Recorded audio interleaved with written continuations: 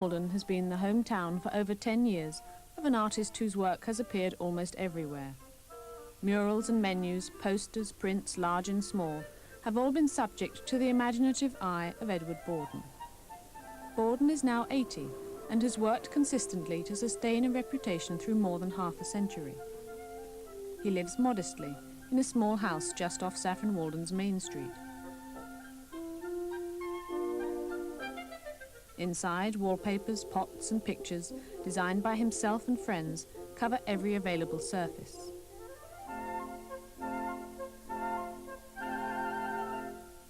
Bawden has another reputation. There's nothing he likes better than a good story or a provocative remark. His irrepressible humour finds its way into his work as well as his conversation. Peyton Skipwith from the Fine Arts Society talked about Bawden's preoccupation. There's only one thing that totally absorbs Bawden, and that is work. Because I've got into the habit and I can't easily get out of it. This habit has been responsible for Bawden's prolific output and breadth of work. Over 50 years absorbed in design, illustration, printmaking and painting has given Bawden his understanding of line, pattern and shape. When you've spent a lifetime in this trade, you can understand other people's work. I can read a drawing as someone else could read a newspaper. I know a lot about the chap. Of course, it's a language. It can't be put into words. How does such a versatile artist with a background in design view the distinction between fine and commercial art? There is no real difference whatsoever. It's a dealer's distinction. Paintings are portable, they're saleable, but you see something which is just as great as a painting, a Persian carpet, the Lion and Unicorn tapestries at Cluny, marvellous things, first rate. But you see, it's commercialism, which has always spoiled things, soiled them. I think an artist should be able to go up and down the scale. He's tackled so many different media because I think he regards them as a challenge. I wouldn't have been content simply to have been a painter pursuing a personal style. I like problems, because that's the only fun in doing work. You don't want to hoard your work, get rid of it, and get on to another problem and try and solve it. I first met Edward Bawden when he walked in here into the Fine Arts Society in about 1967. He came in very diffidently, carrying a portfolio of his watercolours, like a first-year student who'd never had an exhibition before, and seemed very surprised that anybody was even interested to look at them. Very diffident. And from that meeting, we gave him an exhibition in 1968.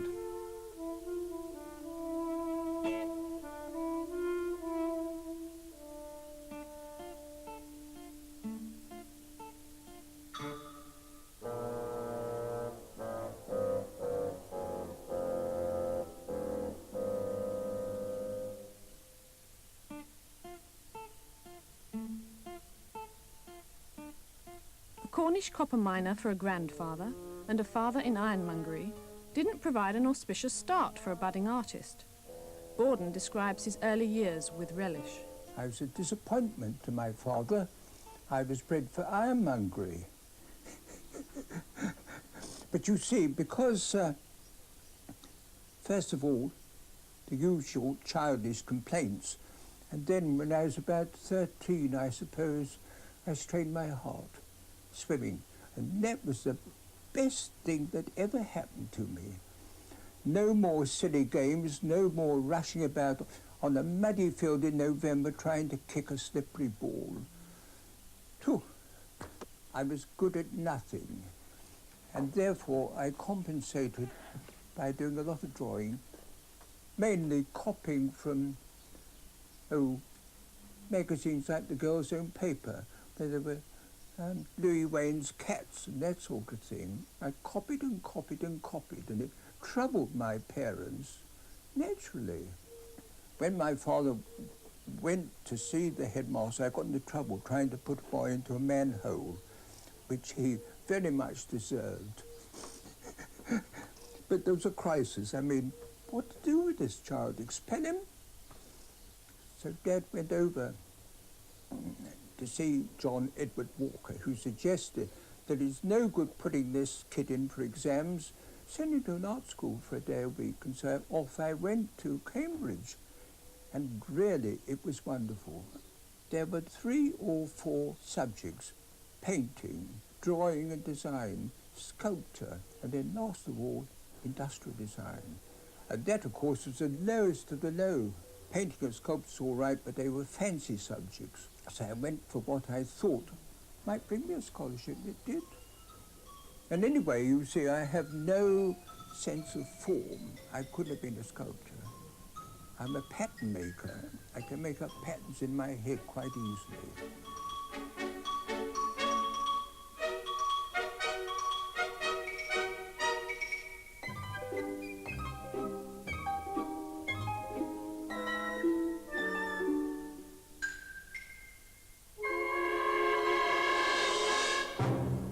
It may not be immediately evident to the observer that he studied design rather than fine art, but it's certainly very evident in his approach to his work.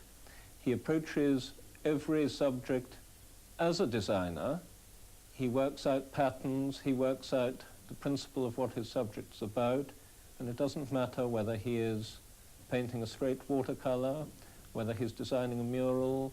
He always approaches things as though they're a new idea that he's never done before.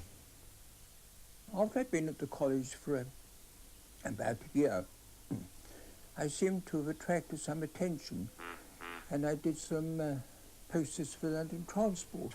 And so, you see, I was earning pin money, but of course it meant living on a diet of buns and chocolate, getting a bed sitter for £1 a week, 10 shillings a week, you could be sure of bed bugs.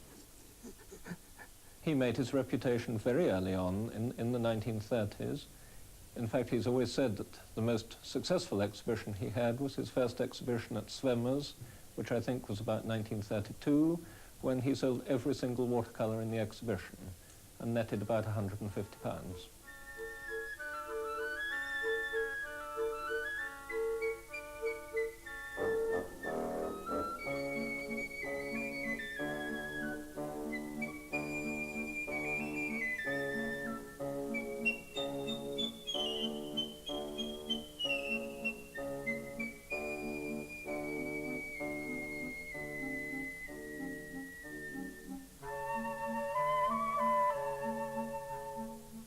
While at the Royal College of Art, Bawden formed a close friendship with 2 other students, Douglas Percy Bliss, who was to become his biographer, and another design student, Eric Revilius. The New Haven watercolour dates from the mid-1930s. It comes from a period when he not only was sharing a house with Eric Revilius, who was his closest friend, but also was actually in New Haven with Revilius painting together. And I met Revilius the first day I went to the college, because we were both freshers and we happened to sit at the same table in the common room for lunch. And he talked about early English watercolours. I was interested. We became friends almost on the spot.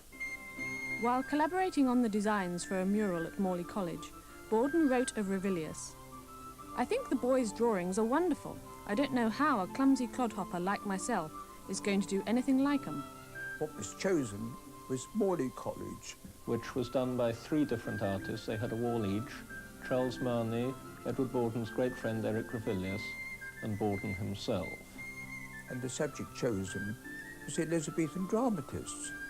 We worked together, not on each other's paintings, but taking separate walls. That mural, unfortunately, was bombed. The whole of Morley College was bombed. And after the war, Edward Bawden painted a replacement from it. I remember going, in fact, to Morley College with Edward some years ago, and the then director of the gallery showed him a piece of the original mural and said it was the only piece of the original work of Eric Revilius that they had there. Bawden looked at it very closely and turned to Barrytill and said, "You know, I don't think it's by Revilius, I think it's by me." And when Barrytill asked him why, he said, "Revilius would have done it better." In 1940, Bawden became an official war artist. His work from this period can be found at the Imperial War Museum. It was made quite clear to me that I was to draw things which I'd seen myself. I wasn't going to push myself into the front line because, being a civilian, I would have got no pension in if I happened to be killed. Anyway, no one in the front line would have wanted a chap with a drawing board. When I came back from Dunkirk, I was offered the chance of going to the Middle East. Naturally, I took it like a shot, because that meant romance.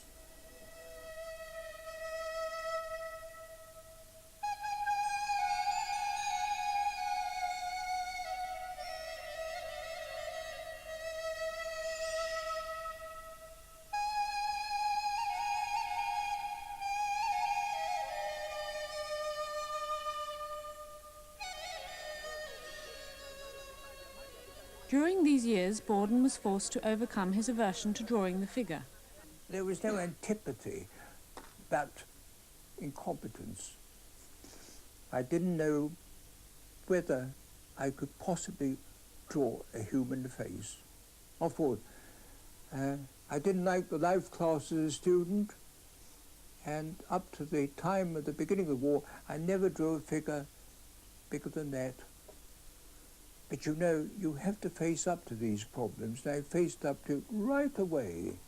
And in Khartoum, I drew quite a number of Sudanese soldiers, because black chaps have much more interesting faces. Lovely fat lips and snub nose and that.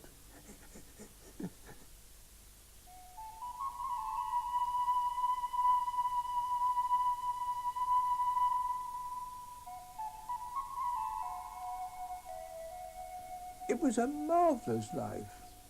From Addis Ababa, I then went up to Asmara in Eritrea, made some drawings there, then went on back to Cairo.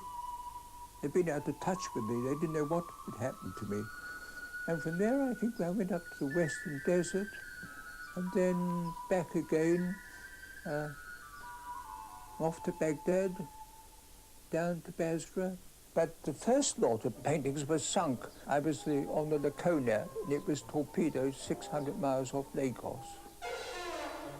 My first and only experience of being on a sinking boat.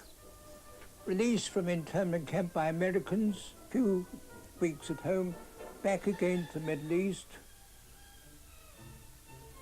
I saw the end of the war at Udine, and the prisoners of war coming in along a long, dusty road in ones and twos and threes. A very sad sight.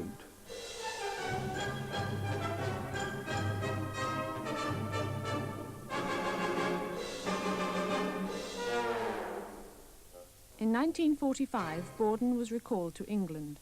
When I got home, I found myself forgotten. Another generation of artists had come up. The only people who remembered me was income tax. And their demand was far greater than any money I had in the bank.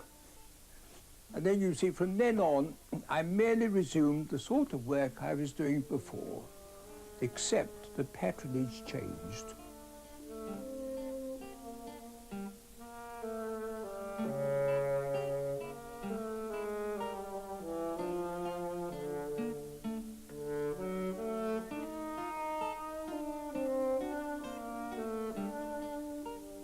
Instead of doing commercial work for advertisers, I worked for publishers.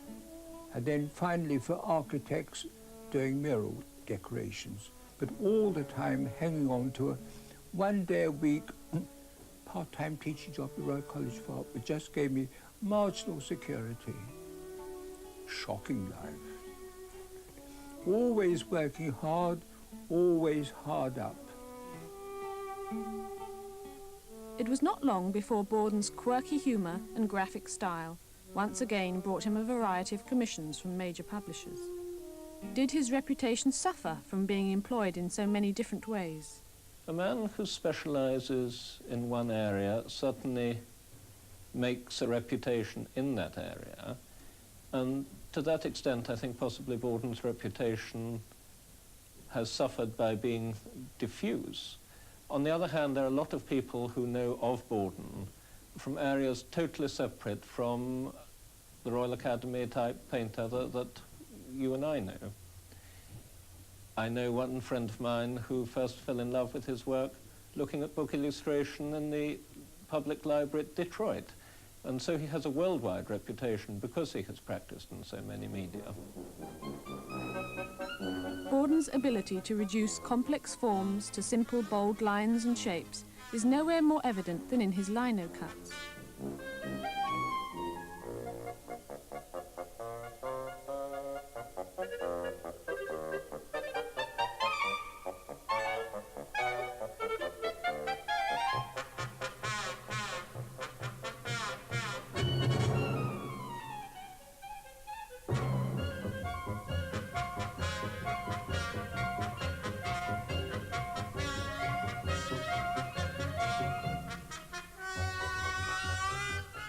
Borden recently undertook a major commission for a series of 70 lino cuts illustrating Mallory's Mort d'Arthur. William Morris, Beardsley, Edward Burne-Jones, Tennyson, they'd all been fascinated by the Mort d'Arthur. Consequently, I read it to bring myself up to date and found an incredibly boring book. But when it was suggested to me by the Folio Society, I read it again and I thought it was thrilling. It's just like real life. Edward takes the first pleasure in viewing life from a rather morbid way. And all my life I've been fascinated in a horrible sort of way by, well, people being hung, tortured, burned at the stake, all that sort of thing. The beastly side of life is very, very present. I think I'm an escapist.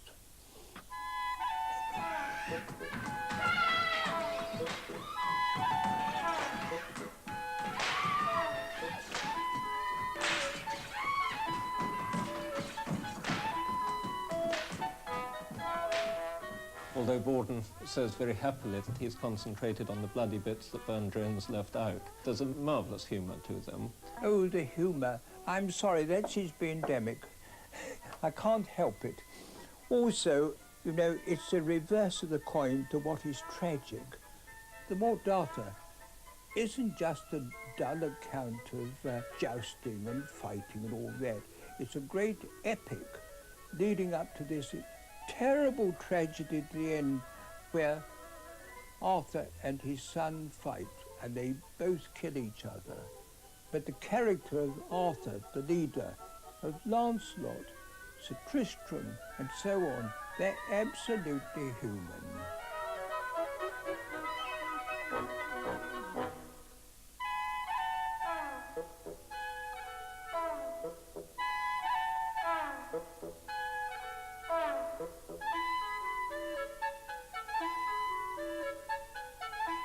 Pen drawings have been too thin.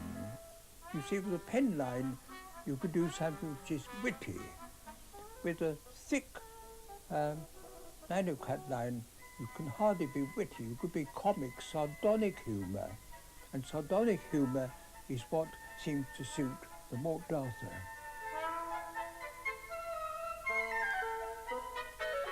He, I think single-handed, has raised lino cut from being a child's hobby to being a fine art form.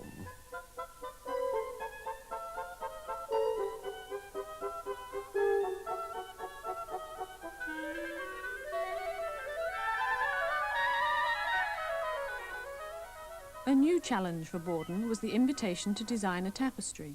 I never had any experience of designing for needlework, and you do have to decide straight away how many stitches to the inch, and if 20 women are weaving it in bits, it's got to be the sort of design that can be put together to build up into a big piece. I put Bunyan behind prison bars so that there were squares which individual women could work. And then I had a final inspiration, make it like a snakes and ladder board with a line that went up there so that you could climb up and you could drop again. That solved the problem. Bawden is absolutely single-minded about work, and anything that interferes with work, he rejects. He's a shy man, he is also very deaf, but he is very ruthless in using things like his deafness as a weapon to keep the world away from him. I remember being down lunching with him at his studio one day, and somebody telephoned on the pretext that they had bought a print from him a couple of years before, and could they come and see him. And he used his deafness on the telephone so effectively on that occasion that he managed not even to hear their name, and suggested that they should write to him next time they were coming to that part of the world. How did you feel about getting awarded the CBE? How did I feel about? Getting the CBE. Oh. Yep. Well, rather surprised by it. Surprised too to be elected to the Royal Academy. But do honours of that kind please you? Well, it was unexpected and naturally cheered me up a little. But I mean, that's only vanity.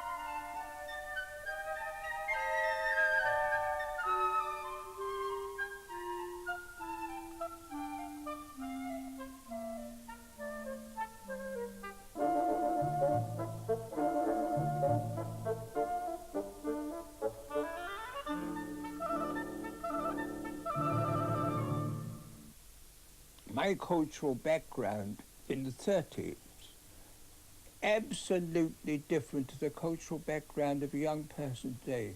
You see, I'm pre-computer. I don't know anything about computers and don't want to, or about spaceships and all that nonsense. I understand what happened in the 30s, but since then, the world has become more and more strange, more and more idiotic, and of course running, well, into disaster. Like myself, it faces oblivion.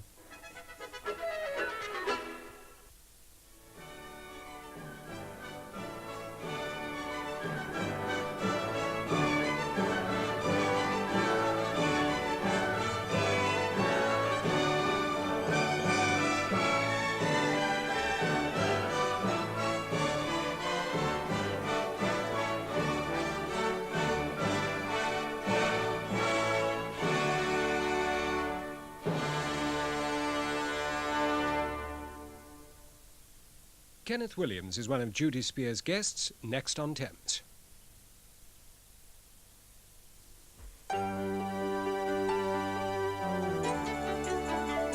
Everyone's after the deliciously creamy, light and fluffy taste of Bird's Angel Delight. Bird's Angel Delight. It's the afters they're after. I've got a system. A brand new system. I found a system, complete new system. New system, so automatic, will wash your cares away. I find it washes is my clothes cleaner? Well, the other one was good, but this one seems to come even cleaner. No other powders as good on difficult stains like tea, coffee and fruit juice. My tea cloths come out very nice. Because no other powder can do so much at lower temperatures. You can wash more delicate things. Nylons, underclothes. Woolens. This system works automatic, it's in the shop. I find it good. No complaints. You've got to give it a go. Discover B-Jam this Easter. Our turkeys are only 45 pence a pound.